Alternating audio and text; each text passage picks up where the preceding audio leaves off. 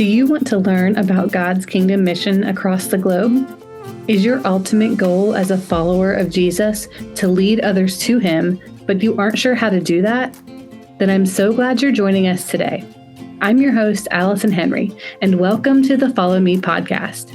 We hope to share what God is doing through missionaries and ministries throughout the world and give discipleship and evangelism tips so you can follow Christ and His command to spread the gospel. All right. Today we are with Katie Wise, and I'm really excited. Katie is one of my best friends, probably. We've known each other since high school. I will let her introduce herself, but I'm just really excited because I think she just has a lot of practical wisdom and good things that she can share with us about her love for Jesus and how she kind of shows him in her ministry. So, Katie, welcome. Why don't you go ahead and introduce yourself? Tell us about yourself and how you came to know the Lord. Perfect. Well, hello, everyone, and thanks for having me, Allison. I'm very humbled and excited for this opportunity. So a little bit about me. My name is Katie Wise. I reside in Fleming, Ohio with my husband, Tom Wise, and we have two doggies, Hope and Faith. And we live on a small farm here where we raise cattle and goats. And that's pretty much it in a nutshell. Outside of work, or outside of my home life, I guess I work at Camden Clark Medical Center, and I'm a producer writer there. So I'm in the marketing and business development department where I help develop marketing strategies to help target potential physicians to come work here in this area. So I feel a lot of value and a lot of stress comes with that as well, because I care about my community very much, and I want them to have the best providers possible. So I take it to heart a lot to make sure what I'm doing is getting the best qualified candidates possible. Yeah, absolutely. Then kind of leading into a little bit of my side hobbies, aside from farming and working a full-time job, I coach volleyball. So I coach high school volleyball at Parkersburg High School, and I coach the JV team. And then in the off season, I coach a travel volleyball team, or what some might call JO, travel volleyball. It starts January through April. So it's basically volleyball year round for me. And the organization I coach with is called The Tribe. It's based out of Parkersburg, West Virginia. And that age, I coach ages 12 to 13 with that organization. And so a little bit about how I came to know Jesus. I was raised in a Christian home my entire life. My grandmas on both sides, maternal and paternal, were very strong Christians. And so that kind of trickled down into my parents. And they took me to church. And in fact, I started going to Porterfield when I was in the eighth grade. And kind of been going there ever since. So that's pretty exciting. Growing up, they took me to a church over in Washington, West Virginia. And not that I didn't like it, but I was just sad I wasn't with all my friends because everyone at school was going to Porterfield and I wanted to go to church with my friends. So I finally convinced my parents to take me to Porterfield. And exactly, I've been there ever since. But grew up in a strong Christian home, accepted faith at a very young age, or accepted Christ at a very young age, and followed my faith throughout. And then, of course, the college years, per se, kind of changed things a little bit for me. It's not that I never stopped believing. I just didn't practice and didn't have a strong faith going through college. And it took a long time, and it took a lot of hardship and heartache for that to come back. My testimony is kind of about, it was after 3 years being married, I attempted suicide. And that is exactly how my faith came back and 100% put me on the right path of where I needed to go. Everyone thinks, you never know what's going on the inside of someone's home, or you don't know what goes on behind closed doors, per se. And seeing people who are smiley or happy or sometimes down, that doesn't mean they're always on having their best day. And so I've kind of used that with volleyball specifically to help connect to the kids and help. I have, I guess, a sense that I can tell when someone's not having a good day or they're not on their A game per se. Mhm. And I'm able to connect with them. And through that, I just try to show the love of Jesus. Mhm. Maybe it's specifically stating it, or maybe not with the stipulations that I have of what I can and cannot say. But I just try to show the love of Jesus however I can.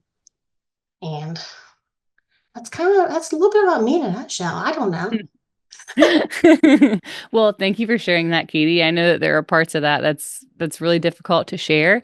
And I just admire always about how much you're talking about volleyball and you're talking about your girls and your team, and you'll randomly show up to church with a girl and she's like, "Oh, this is on my volleyball team. This is so and so, and I coach her with tribe, or she goes to school." And so that's just a really cool thing that I get to witness, being in church on a Sunday and getting to see you literally pulling people into the fold to bring into your church community. So I know that you are sharing. So can you tell us a little bit about, so volleyball is what you kind of consider your ministry, your mission field, right? Right. So tell us a little bit about how you bring Jesus into volleyball. I know you briefly mentioned some stipulations or maybe some things that might be challenging in the work environment where you can't necessarily share because you want to respect school guidelines and things like that. So tell us about how you kind of bring Jesus into that coaching environment. So actually, I have a lot of mentors who help me do what I do. And the one I want to talk about, her name is Ashley. She's actually, she was a coach for volleyball, and she was a fellowship Christian athlete who coached volleyball in a bunch of different countries. And she has been able to help me use volleyball as a bridge between Jesus and the athletes and kind of connect them on that passion. So it's been very humbling and wonderful to use something that you're good at or you're passionate about to speak about something else you're really passionate about. I still don't know all the answers. I still struggle. But the main thing that I always say is just love like Jesus. As hard as that, as easy as that may seem, it can be difficult at times because you don't want to step over boundaries and be overly loving to a child who may have past traumas with their Yeah. family. Like they don't want hug, they don't want Mhm. that kind of relationship. And so I always just respect their boundaries, and I'm like, can I give you a hug today? Is everything okay? I just try to love them Mhm. and be there for them. The other thing, as far as my coaching style goes, I like to think that I'm a little bit, I push when I need to push, and then I pause when I need to pause, if that makes sense. So, like, I'm obviously uber competitive, so I want to win. So I know when to push an athlete to their limits and teach them there's more to the game than winning. It's about camaraderie and being a good teammate and a good person and helping one another on and off the court.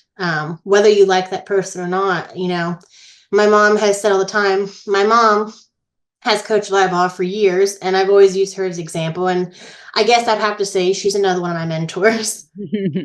But I remember her state championship volleyball team, her two captains, they didn't get along very well. And when they stepped on the court, she just got it through their head that when you step on the court, you are part of this team. You are one, and you're fighting for the same goal. And I kind of use that scenario with my athletes today. Just because you may not like someone doesn't mean you can't treat them disrespectfully. You can't be mean to them. You can't, uh, you know, treat them like you wouldn't want to be treated, right? Right. So that is, it's just like the simple golden rules I try to turn into my coaching style, I guess. Yeah. Yeah. Well, and I can totally see that, especially your mom coaching us when we were in high school.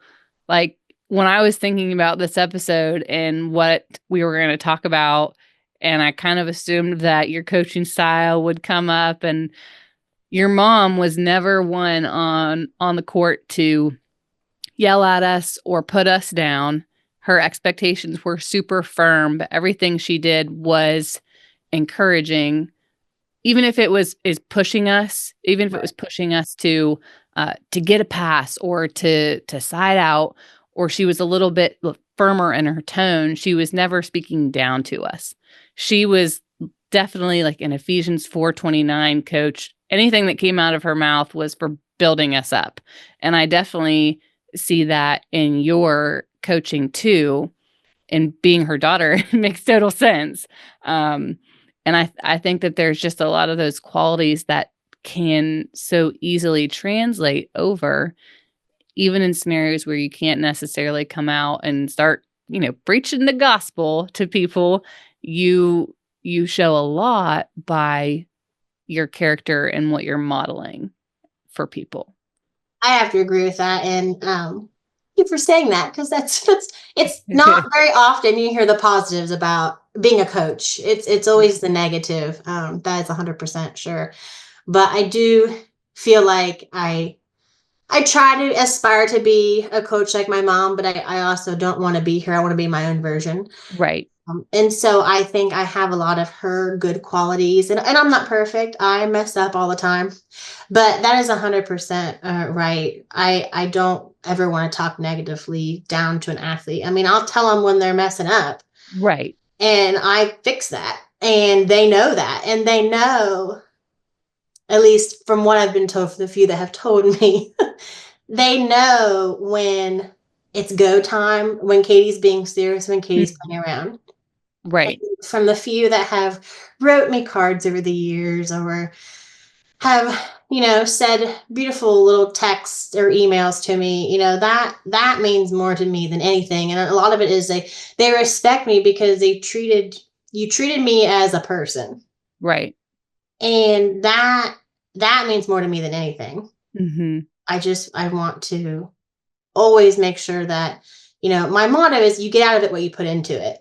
Right. So I 100%, I mean, my poor husband, I am pretty much like a zombie during volleyball season, because I'm pouring everything I have into the Hmm. kids and into the programs that I coach, because I do care, and I want them to have the best experience and learn not only volleyball, but learn leadership abilities, and learn how to be a decent human being, and learn how to work with one another. And I am so happy that I am able to do that. And it's only with the Holy Spirit that has helped me do that exactly, Right. and do it the right way. During that rough season of my life, I was coaching, and it was not easy for me to coach during that season, because I was having a lot of turmoil inside and things that I was dealing with. I was having a hard time being on my A game and pouring everything I needed to into those athletes. And luckily at the time, I was actually coaching with my mom. We were coaching the Mhm. same team, and she was able to step in and take over while I dealt with myself. And then I was able to come back better and stronger. And since that, my perspective of coaching has changed. I used to be in it to win it 110%. Nothing is going to stop us from winning. you know, Right. I wouldn't negatively say things like to the athletes, but I mean, we were going to win. We trained hard, and that was that. And now I view it that there's more to life than winning. There's more to Mhm. life than volleyball, as much as that does pain me to say. Mhm. But it really is, Right. it really is the truth. And my mom has helped me see that and use that in a way that helps these athletes understand that, oh, after high school, I may not play sports. Yeah. What am I going to do? Mhm. After and different things like that. So it's really important that they understand how to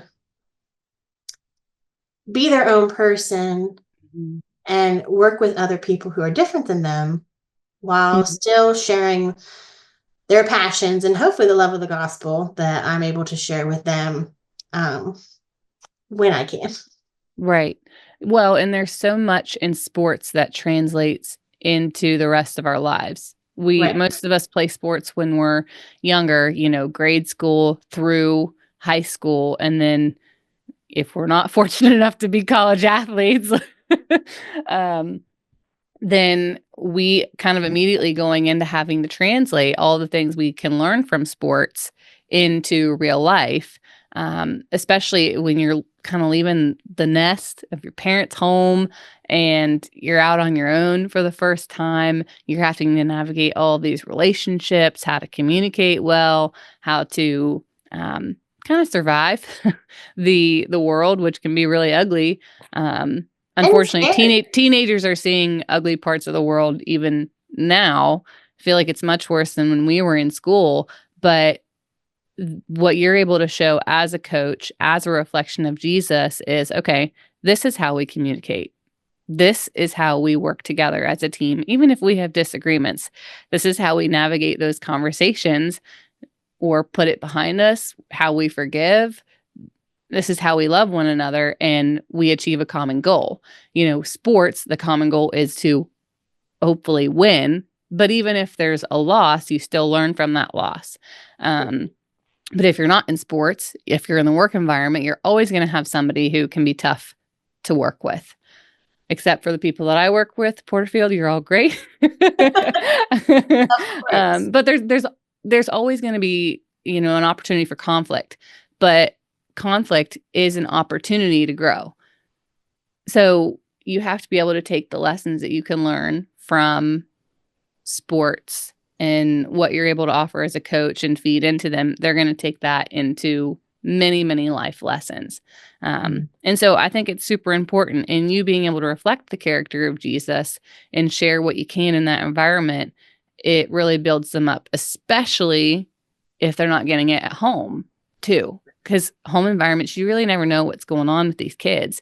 And it can make a huge difference for them to be able to use, in your case, volleyball as kind of their outlet and then have somebody pouring into them like you're saying you're doing. So what you're Yeah. doing is making a huge difference. Thank you for saying that. I do believe actions speak louder than words. And I think in my profession, it's easier to show action and show emotion versus saying things. So I think kids are smart these days. All kids are Mhm. smart. They're reading everything you're putting down and then some. So the fact that if I'm able to maybe not say something, but they see me after practice, maybe picking up the trash on the sidelines, or Mhm. they see me talking to an athlete who maybe is tearful, who had a bad day. Like they're seeing me do these things, hopefully. And by those actions, I'm hoping that they're tying it to the love of Jesus, though I can't say that specifically. Mhm. Um, that's my ultimate goal. So I'm, Right. I'm hoping to lead them in a non-direct way, but in an indirect way, if that makes sense. Well, and I know that you've told me about some of the girls, especially if I see one at church, I'm like, "Oh, that's awesome for bringing her. What's her story?" Or "I hope to see her again," stuff like that. So, I know that you're making a difference and the girls do appreciate you, whether that's at the school or on your club team. It's also really difficult in the time that we're in to find coaches that can plug through all the hardships that come with the job right now. Um, it's just part of the culture and it's really difficult. And so you're also dealing with a lot of stuff behind the scenes that people don't know about, especially or maybe the girls don't know about. Oh yeah. And you're having to push through that while you're focusing on pouring into them. And that's honestly the unfortunate part. It's just getting harder and harder. Something that I love to do is I will find quotes. They may be sometimes it's scripture and sometimes it's not, but like I'll find little memes with colors and different things like that, just positive affirmations that I will send the athletes on a daily basis. Mm-hmm. Or individually or as a team, I love to communicate. That's my favorite thing to do because I want them to know I'm thinking about them and I'm always here for them. And that's, I think, a lot of it in going through what I went through in today's society. It's just getting harder and harder for the things that they're exposed to, Mm-hmm. how to overcome that. And it's easy to be depressed. It's easy to be anxious. I've been there, done that. I live it every day. So I think it's easy for me to relate to the kids, that, when you're having a bad day, or even if you're having a good day, just seeing that little positive affirmation of someone who's thinking about you and caring about you, Mm-hmm. that it makes all the difference in the world. And that's, I love to do that. And I hope that they, see that that is a positive affirmation and that I truly do care. And I always tell them, no matter the time or day, whether they're 22 or 52, I will always be here for them. Right. I'm like, once you're my athlete forever. Mm-hmm. I don't have kids, so like my athletes are my kids. Exactly. I 100% feel that way, and I take it to heart. And I know some of the parents can see that too, and they're super appreciative of that. Mm-hmm. Probably one of my favorite memories with that was a girl on my travel team accepted Christ, and she invited me to her baptism. Mm-hmm. That was just that meant more to me than winning any championship that year, any Mm-hmm. tournament that year. That was what it's all about, in my Yeah. opinion. Mm-hmm. And again, maybe I can't say that, verbatim. When I first start travel, there's a little more leniency than school ball, Right. of course. And it's just, that's what it's all about. It's about being good humans and just being kind. Yeah. And loving like Jesus does. Yep. Literally. Okay. Well, how about we end here for this episode, and then next time we get back together, we will pick it up and you can share about a time when you had an experience, whether it was good or bad, it helped you grow or challenged you or, really just kind of made you reflect on something. However you want to go, we'll head that direction. But thank you for joining me today, and I'm just looking forward to what else you have for us, Katie. Thank you, listeners, for joining us. If you have enjoyed our show and want to hear more, please subscribe wherever you're listening. We long for people of all nations to be reached with the gospel, because John 3:17 says, God did not send his Son into the world to condemn the world, but in order that the world might be saved through him. And we are called to help in that process. We are in the ministry of reconciliation. If God lays it upon your heart, please share our podcast so that people can be inspired and equipped to make disciples and follow Christ as he commands. Until next time, we pray God empowers you as you seek to follow him.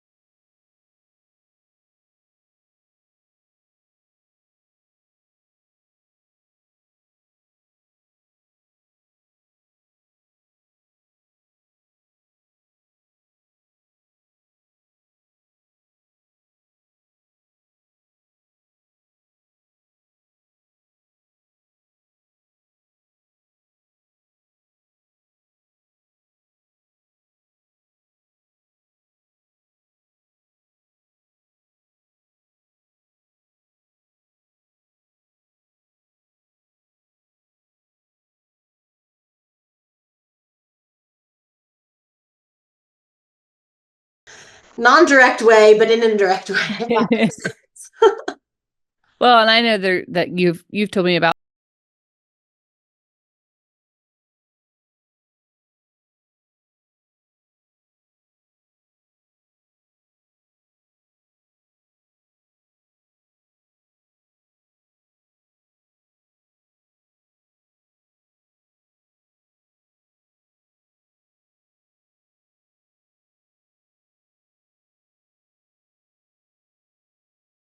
that can plug through all the hardships that come with the job right now. It's just part of the culture, and it's really difficult